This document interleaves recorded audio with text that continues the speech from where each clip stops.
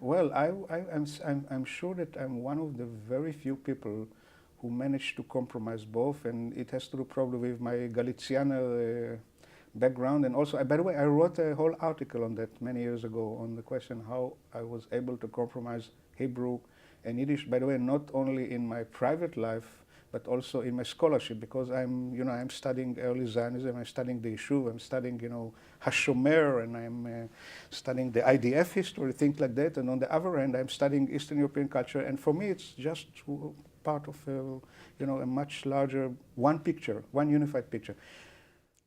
And they all have to do with the Eastern European Jewish irony and Eastern European Jewish, I would say, almost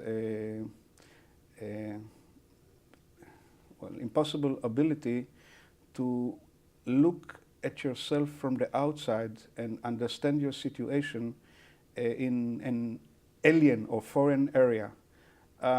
For example, in school, we were taught that Yiddish, I'm talking of the early 50s, that Yiddish is a Leshon Hagola, language of the diaspora.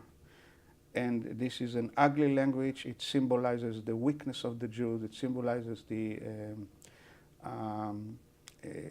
everything bad that had to do with the past. And by the way, when they spoke in Israel, especially in the 40s and 50s, about the negative features of diasporic Judaism, they never spoke about Moroccan Jews. They spoke about Polish Jews. This is one of the common mistakes that people who didn't grow up in Israel never understand, because the commonplace was for many years that Oriental Jewish culture were looked down upon. It was not true. Actually, the lowest of all in terms of this popular Zionist Hebraic culture was Eastern European, because this was the epitome of diaspora, and Yiddish was the epitome of this negative diaspora.